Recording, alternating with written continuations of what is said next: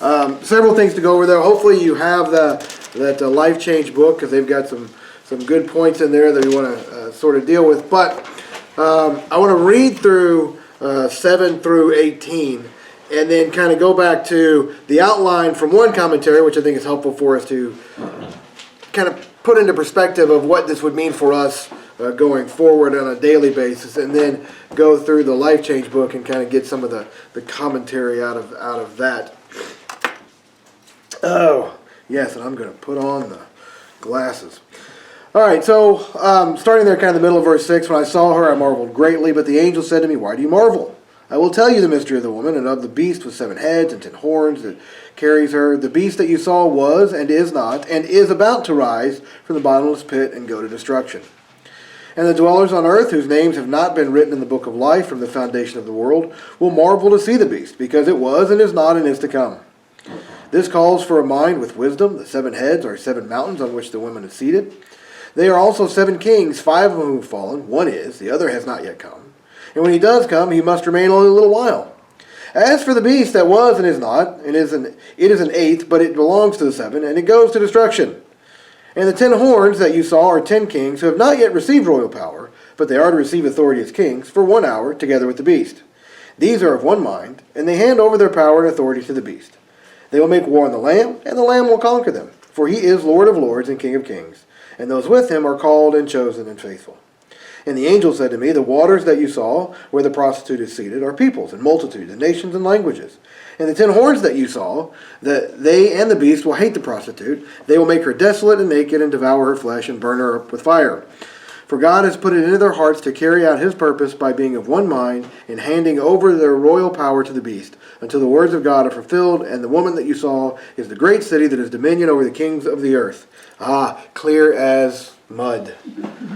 So before we dig into what some of those pictures are, I did want to go back to this particular commentary. That I like the way that they brought it out of what do we do with this, right? So we looked at before the world is seductive and the world is murderous. And they bring out part of 6 through 8, verses 6 through 8, that the world is resilient. It keeps coming back. And of course, when they mean the world, they mean the fallen nature, right? The sin-stained world that's around. Wouldn't it be great if you could just say, world, I'm a believer. Leave me alone.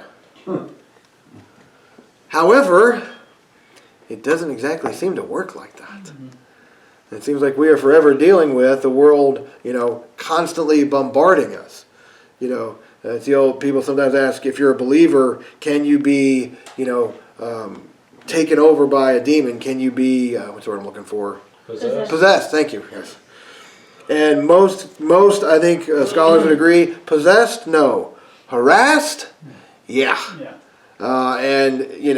That is definitely, I would say, the world and its fallen systems is constantly dealing with the barrage of, sometimes it's your family, sometimes it's your friends, sometimes it's your coworkers, sometimes it's all of them. I'm not going to say that it's constant, but at least it feels like the fallen world is consistent and it's not letting up. You feel like you've got one thing beaten and then another one comes again. So they're commenting on that. The world is resilient. It keeps coming back. Any thoughts on that?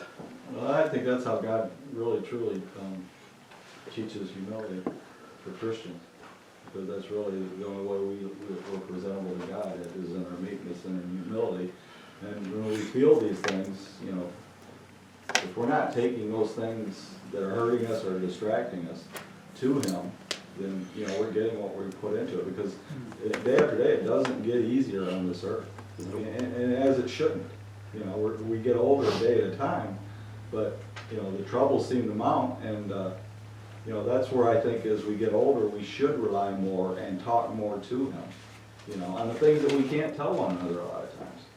That's what He wants. He wants that intimacy throughout the day, not just here or there. We start with a prayer in the morning, and then we do the prayer at night, and then all of a sudden the blur in between the day, because the day's busy.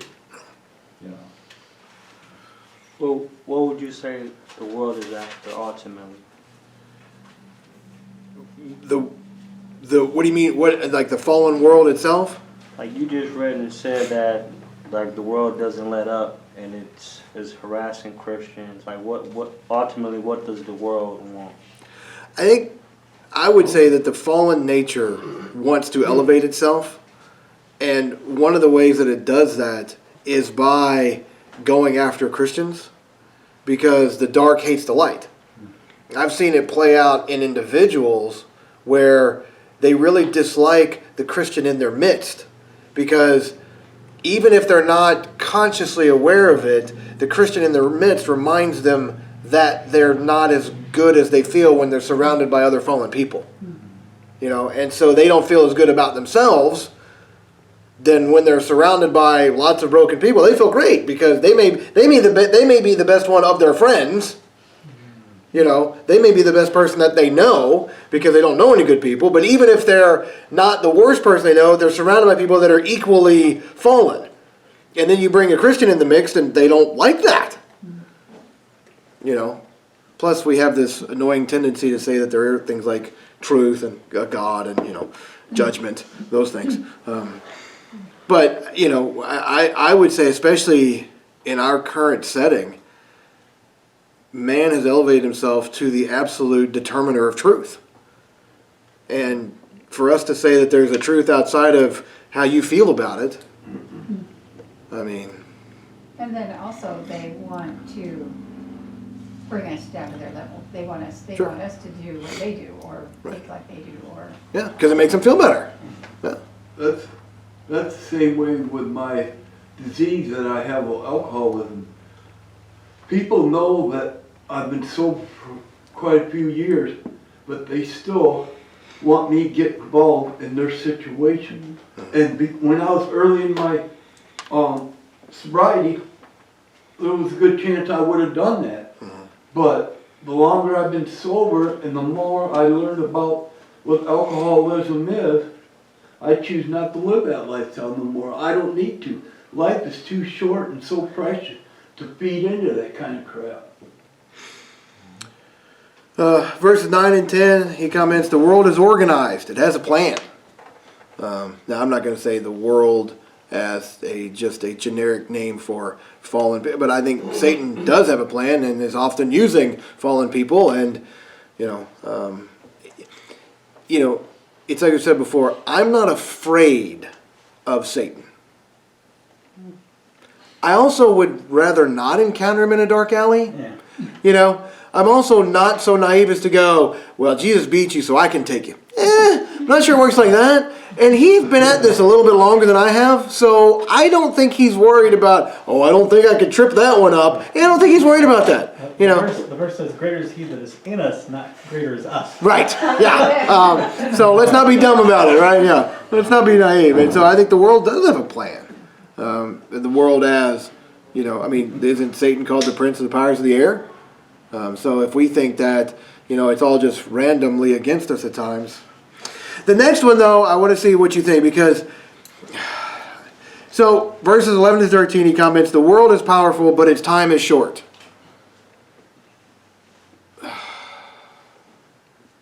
Is it short? I mean, yes. In the big picture, right? Compared to eternity, the time is short, but... Well, our lives are short. And That's what I was thinking. yeah, but it's the tough part is our lives are short compared to eternity, but, you know, my lifetime is going to be my entire lifetime. So while I can cognitively say I know that that's short, it sure doesn't feel short because it's my entire life. You know, it's like, and so sometimes that's hard, and I think, you know, there's the old phrase, you can be so heavenly minded you're no earthly good, and you can overread that, but, you know, sometimes I think we just got to remember that, yes, it may be short compared to eternity, but it is hard when it's, you know, you read of Christians that have been in persecution for years. Whew. Man, I know it's short, but that would be a long time. Says the world is foolish, it opposes the Lord of Lords and King of Kings. I would agree with foolishness there. And then the world is self-destructive in those last verses. It will not last. So let's dig into some of the pictures that are here, especially in that Revelation book. Starting, it's there on page 128, and they talk about some of these pictures that I wanted to make sure to go over. Often it is pointed out that Satan is constantly trying to create counterfeits to God. And you'll notice that in the beginning of the book of Revelation, God was called He who was and is to come. Right? And then in verse 8, once was, now is not, and yet will come. And they come in a parody of the Lamb's name and God's name. The beast's resurrection will impress the unbelieving world, but the beast who will come will also go to its destruction. You know, a similar Trinitarian title, who once was, now is not, and yet will come. I don't honestly know exactly what that's supposed to mean. Except that you can't read that and not recognize, oh, wait a minute. God was who was and is to come, encompassing all of time. And this, whatever exactly it's supposed to mean, is clearly some choppy kind of almost but not exactly. Once was, now is not, and yet will come. And that's, when you see the prophet, the beast, and the Antichrist, that Trinitarian substitute. But, I mean, I would say that's nothing different than what Satan does all the time, all over the place. Oh, you want joy and happiness? Well, you can find it here in this. You want peace? You can find it here in this. You want meaning? You can find it here in this. And they're all just poor substitutes. I find out myself, my happiness comes within myself, from my heart. And I'm the only one to make myself happy. No one else can. I've tried it. Do you think Satan believes he can win? Like, you gotta ask these questions, man. Like, is he so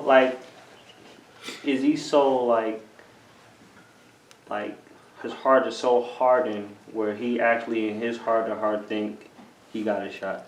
I don't know, right? Because it's either he's so naive as to think he can beat the Lord, or he knows that he can't, but he's going to cause as much damage and destruction on the way down as he can. But isn't he a necessary evil? Well, right. I mean, yes. I mean, for obviously part of God's plan. Not denying any of that. But just from his own perspective, I mean, how could you possibly, right, think I can take the Lord?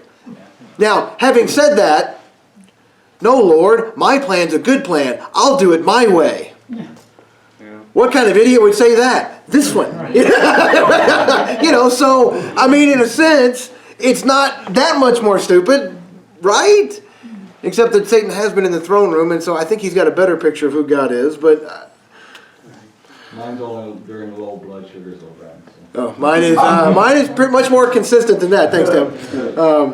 So, yeah, I don't know. I don't know if he really believes that. There was an old joke. I think it was... the dude that was from the Gaither Singers, that was a comedian. Mark Lowry. Yeah. So Satan must be the dumbest being in the universe. He knows I can go, God's omnipotent, I know he's omniscient, I know he's omnipresent, I think I can take him.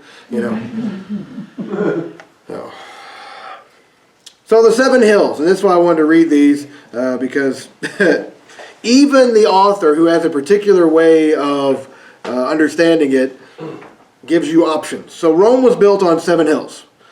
Latin writers often refer to it as the city on 7 hills. This may imply that the woman is, ready? 1, the Rome of John's day, or Dea Roma, the goddess personification of the divine Roman state, which would make sense because the first readers would think of Rome because that's where they are, so that would kind of fit, right?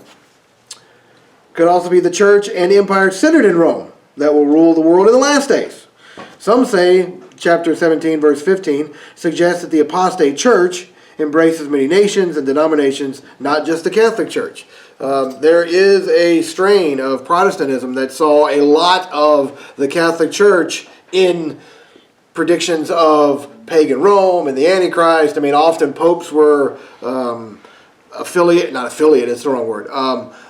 pictured as the Antichrist because they were viewed as the ultimate of a pagan system because they pretend to be God. They pretend to be Christians. That came out a little harsher than I meant it to. But at least for many Protestants, that's the way they looked at it. And so there are many that would associate much of Revelation with the Catholic Church.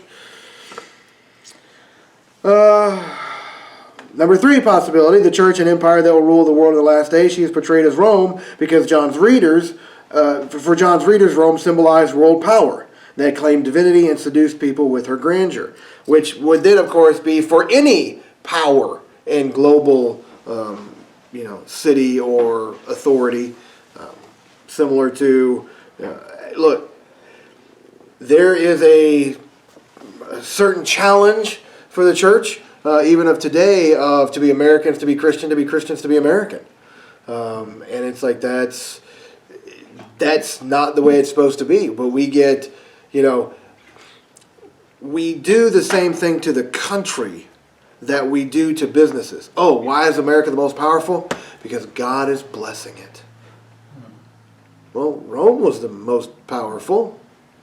They definitely were. I mean, were they blessed of God? Well, in one sense, yes, but not because they were chasing after God by any stretch of the imagination. So we have to be careful with that. But 7 Hills, he continues. There's more options. The world as the center of seduction at any moment of history, particularly during this entire present dispensation. Rome was her manifestation in John's day. Or the spirit of religiosity and ecclesiasticism, symbolized by Babylon, the root of pagan religion, and Rome. I've mentioned before, it was really interesting. If you went to the University of Louisville, there were 2 religious buildings on campus. There was the Ecumenical Center, which was everybody, and the Baptist Student Union. So every religion was here, and Baptists were a separate building. We don't play well with others. But, there were 2 religious buildings, and one was that, and the other was the Baptist, because they weren't going to be part of the Ecumenical Center. Well, because those other religions, all roads lead to Rome. And when it comes to opposite of Rome and getting to heaven, Well, those avenues don't work. one of the things that frustrates me is Baptists and other Protestants, but Baptists, we're not the only people that think we have the only right way. Right, exactly. We just seem to be the only ones that are willing to say it out loud. Exactly. I mean, you talk to a Muslim, you talk to a Buddhist, they think everybody thinks their way is the only right way. I guess they're obnoxious enough to say, Jesus said, I'm the way, the truth, and the life. No one gets to the Father except through him, so I'm going to go with that. Well, sometimes saying no is the nicest thing someone can hear. Well, there was quite, I don't remember exactly how long ago it was, but there was quite the hullabaloo back and I think it was at a Southern Baptist convention where one of the declarations or whatever was that we should evangelize and witness to Jews. And for some, that was just so offensive. But for Baptists, it was real easy. Well, apart from Christ, you're not saved. So even if you're ethnically Jewish, at this point, that may have done good for you in the time of 1st and 2nd Kings, but we're not there now. So you still need the name of Jesus. But for some, that was quite offensive. Okay, so we're talking about hills and stuff, and so we're not even out of verse 9 yet with the descriptions and discussions. Among Jews, hills and mountains represented power. So some interpreters think the 7 hills are 7 successive empires from Egypt to Rome, the Rome being the 6th, to a 7th, which may be the Christian empire of Europe or an empire yet to come. So if you really want to get into the reading of pictures and symbols, have at it. For me, that's a little bit farther than I think the first hearers would have thought, but I am not a 1st century Jew, so I don't know. The 7 hills are also possibly the completeness 7 of strength and solidity, which is a chief characteristic of the seductive world system. Well, so those are the possibilities just of the 7 hills. So, now let's talk about the 7 kings. Here are some explanations. There are 7 Roman empires from Augustus to Domitian. Calculations for this vary, since several emperors have to be omitted to make this scheme work. Now, there is a biblical, though, example of that happening, where I don't want to say names are left out, but a particular order is used to get something accomplished genealogically. Genealogy of, is it Matthew or Luke? I mean, yes, of Jesus, but it's in, I can't remember which one it is. But there's one that says 14 generations I to, think that's the Matthew one. is it Matthew? I wanted to say Matthew, then I was real confident right before it came out. And it says, 14 generations to this, 14 generations, except there were some names left out of that. But again, you can see that and commentators will tell you that's not necessarily uncommon in that particular type of writing. And then, of course, if you remember the discussion of the 10 kings, 5 who have fallen, 1 is, the other has not yet come. And so they say the 5 who have fallen are not precisely 5, but the number implies the majority. The 6th is Domitian, the living emperor. The 7th and 8th will come soon. The point is that the Antichrist, who embodies the spirit of the beast empire and the dragon with Satan behind it, is coming soon. Clear as mud. Right? And this is where it becomes complicated. Can you imagine if you're a first hearer of this? You're like, wait, can you back up? Let's say that again. Let me chart this down. And you can see where people have spent a lot of time trying to map out exactly what we have here. I mean, because you could do a lot with the 5. Where are we at now? The 5 kings. Was it 10? 7 kings, 5 of whom have fallen. 1 is, the other has not yet come. And when he does come, he must remain only a little while. But you could, going back through history, my goodness, you could have a field day with that. And exactly what that's supposed to mean. And so I want to ask the question before we go on. If there's so many different possibilities, what are we supposed to do with this? I mean, we had 5, in one commentary, 5 different possibilities of what the 7 hills mean. And what are we supposed to do with all? Because you could invest a lot of time and energy in trying to decipher this, and then change your mind a week later. It's good food for thought reading though, if you want to investigate it. Just don't really try to get a firm. That's the whole problem is when you try to get that firm answer and then want to go tell everybody what the firm answer is on that stuff. Well, and that's what I liked about this commentary, which was going with, okay, let's take the biggest picture that we can. The world is this way. We have to deal with that. I like that because you can get lost in the weeds on this. Another possibility. Heads and kings both symbolize authority. When combined with the imagery of hills, they yield a triple symbol of the world's strength. Well, sure. Okay. Clear as mud. All right, so how about the 10 horns and kings? They may be the kings of the East in 1612. Some people think they are a league of 10 leaders of nations, either in the East or in Europe. Others see the 10 as symbolic of human completeness, all the kings of the world. If you read the Left Behind books, the world is put into 10 different regions and the 10 kings are given authority. That's a particular way to understand it. In one sense, always possible. But the reality is there is so much that's going on in, the last few chapters and lots of ways to understand it. And I'm not going to tell you it's got to be this, it's got to be that. And we don't want to sit there and go, it's got to be one or the other. Well, it could be multiple ones of them. Because in one sense, clearly the picture of this as the authority of the world is true, and yet may also be a particular one. So they've got some questions that I wanted to ask for us to kind of help maybe focus on some things. So on 132, they asked the question, why do you think the beast who supported the prostitute in verse 3 later attacks and destroys her in verse 16? And what is the significance of that? So verse 6, it was, I saw the woman drunk with the blood of the saints, the blood of the martyrs of Jesus.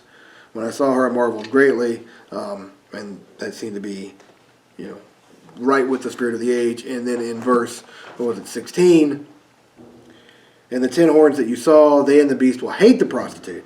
They will make her desolate and naked and devour her flesh and burn her up with fire. Because if the world hates Christians and the prostitute hates Christians, then why does the world hate the prostitute? Use her for a means? Well, I think that's definitely, I mean, I think there's definitely part of that. I mean, look, pride hates everything other than itself, right?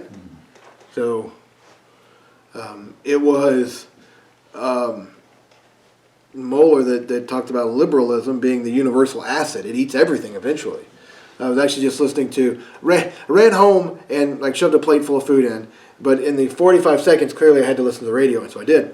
And it was Mitch Albom, and he was talking about, honestly, this unbelievable, the liberalism will eventually eat everything.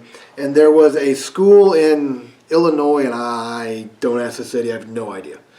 But they were going to rename the school from Thomas Jefferson to Obama. Yep. But people were upset because Obama was, one lady called him the deporter in chief. So Obama wasn't liberal enough. Well, he ain't been that since. You know, So, I mean, I'm not being, but he's not even, he doesn't even reside anywhere near there. yeah. Which you know, well, anyway. But I mean, think about it. So he's not even liberal enough for this one particular group. Right. I'm like, where does that end? Where does it stop? That, you know, I mean, now you not only do you have to be for this particular thing, you better have always been for that particular thing, and leading the charge for that particular thing. And heaven forbid if it's not what like all of the world agreed with 20 years ago. You know, you better have been the lone voice crying out in the wilderness for this particular thing. But I think some of it is just that idea, of using it for a means to an end, especially of pride. You know, pride will eventually hate everything other than itself. Verse 14, the angel said, they will make war on the Lamb will conquer them, for he is Lord of lords and King of kings, and those with him are called and chosen and faithful. And then in verse 17, he says, for God put in their hearts to carry out his purpose by being of one mind and handing over the royal power to the beast. So they ask the question, what can we learn about God and the Lamb from the angel's words in those two verses?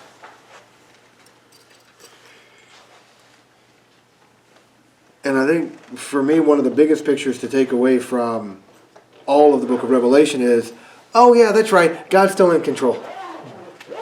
And he's going to win. He's going to win. I mean, you know, we've read the end of it. Even if it gets a little murky in the middle, we know how it's going to end, right? I mean, God wins.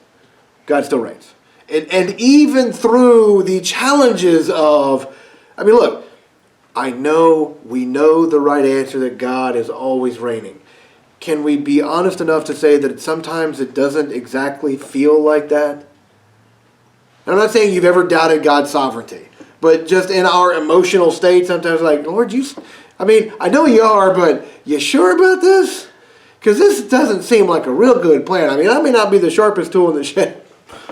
My mother, God love her, she one time said, I'm not the sharpest bulb on the tree. Sorry, Mom.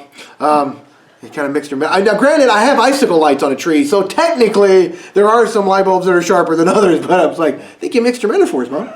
But, I mean, there are times that I never doubt God's sovereignty, but, you know, sometimes you just, are you sure about this one, Lord? Doesn't seem like the best plan. But that would be one thing that I would say that the angel is reminding John and his first readers and us is, no matter how much of a train wreck the world seems, God's still in control. God's still sovereign. None of this taking you by surprise. And I think we need to be honest too. Sometimes, and maybe it's just for me, that almost makes it harder. I mean, yes, ultimately it's better. But sometimes I'm like, boy, this was your plan? Wow. Really? I mean, you know, how about 9/12/2001?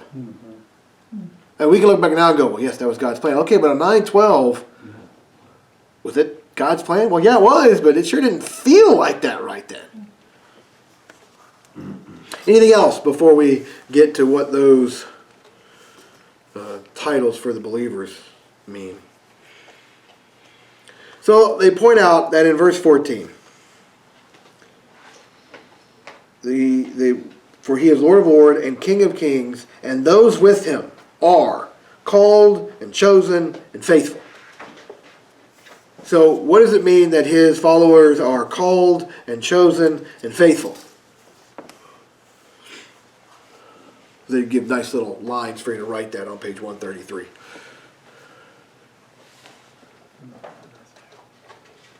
Do what? 133. Yeah, it's probably not going to be on that page. Yeah, in the Revelation Study Guide from Nav Press on page 130. But what does it mean that those with him are called and chosen and faithful?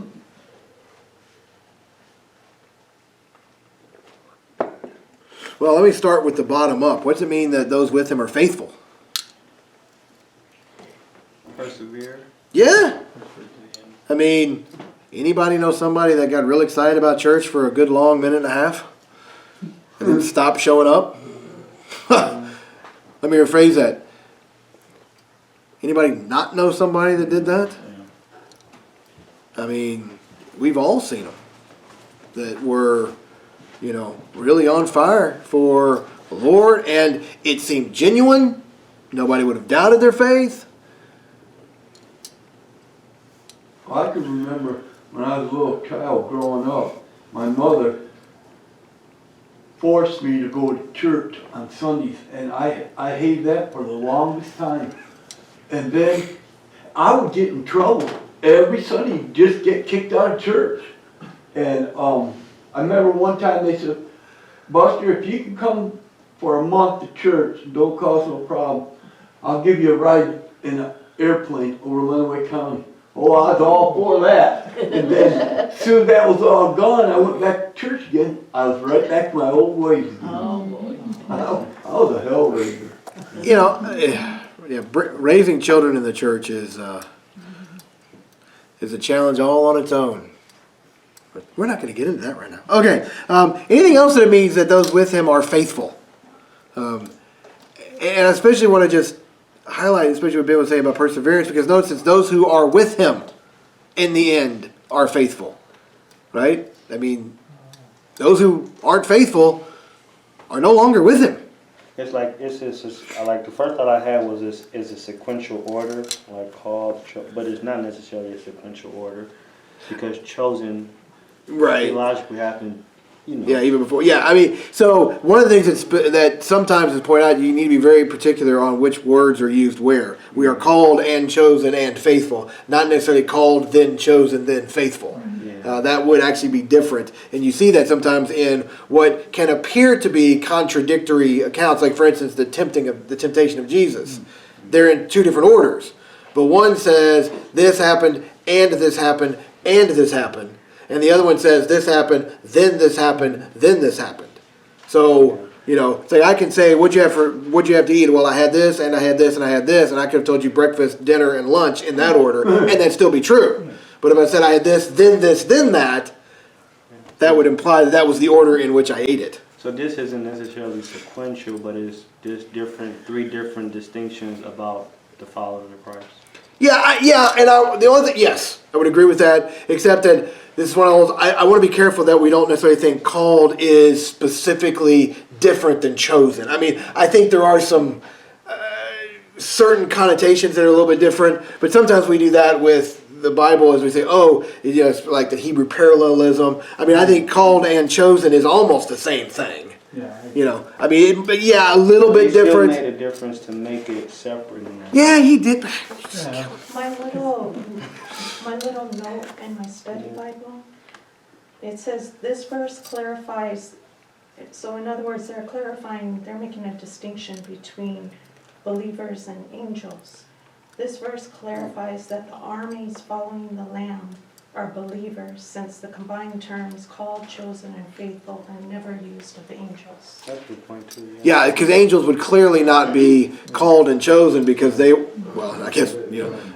you would have angels that were faithful, right? The ones that didn't go down in the fall. But yeah, they would not be called and chosen in the same way that humans are called and chosen. And yeah, I agree. There's a little bit of difference there. I mean, not too much different though. Well- I'm agreeing. Called and chosen in a sense more than likely are synonymous, but No. Well, no. I mean, I think there are some differences because because if depending on especially how you mean called, you're chosen. I would agree with in time past, and then called to that chosenness, and then you're faithful because you were called and chosen. Wasn't So Jonah called? yeah, not so much faithful. Yeah, Jonah. Boy, don't you just wish there was one more chapter to the book of Jonah? Oh, It's like, okay, how did this all turn out? Like, will I see him in heaven? How's that going to go? Are there any other thoughts on called and chosen and faithful? As we'll actually wrap up with. Is it everyone that's called, chosen, faithful? Is it all believers are with him right here? Because I thought chosen was like elect. Okay, so these are faithful ones that were elect, but the call I thought would be specifically appointed to be with him during this time. It does, yes. If this is a picture of that last battle that were, yes. Is it a picture of believers throughout all time? I don't know. We were talking actually on that Saturday morning about that intermediate state. Right? So what happens when you die? Between that and when you see the Lord, and is there a time in between? And what about the battle and the saints under the throne? Is it all the saints? Is it just the martyrs? Sounds good. Yeah, exactly. Which is why I tried to avoid Revelation.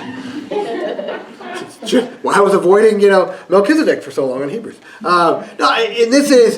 I struggle. It's like why I like math more than English. I know, I'm grammar hammer, but math has an answer.